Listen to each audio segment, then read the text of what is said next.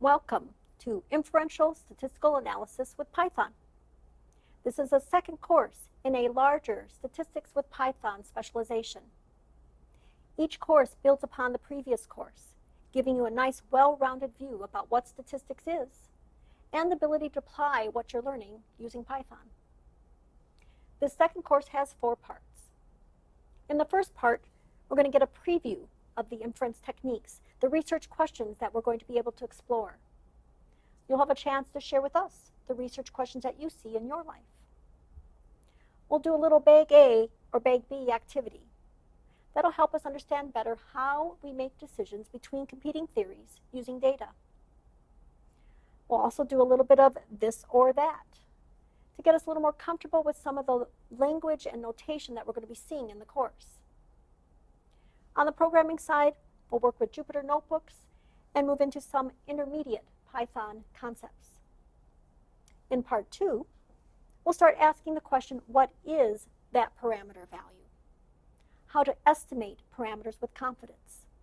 We'll move beyond our best estimate and go out a plus or minus margin of error, giving us a range of reasonable values that we can be quite confident might be reasonable for that parameter. We'll move on to answering questions that are more on the nature of, is there a significant difference? Hypothesis testing techniques, where we'll take our data, convert it to a test statistic, work out a corresponding p-value to help us make a decision between competing theories. We'll have an interesting discussion about p-values, p-hacking, and some good practices when conducting research. One of the activities you get to work on has to do with chocolate. An experiment to decide whether chocolate should be introduced into the diet for cyclists to help them perform better. In part 4, we'll start working on learning applications and taking some deeper dives into some other concepts.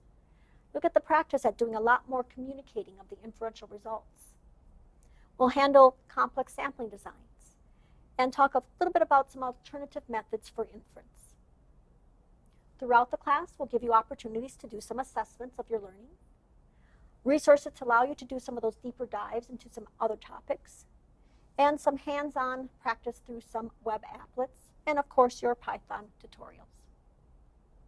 You're going to get to hear from a number of our team members, and we're going to share with you our perspectives and our insights about statistical inference.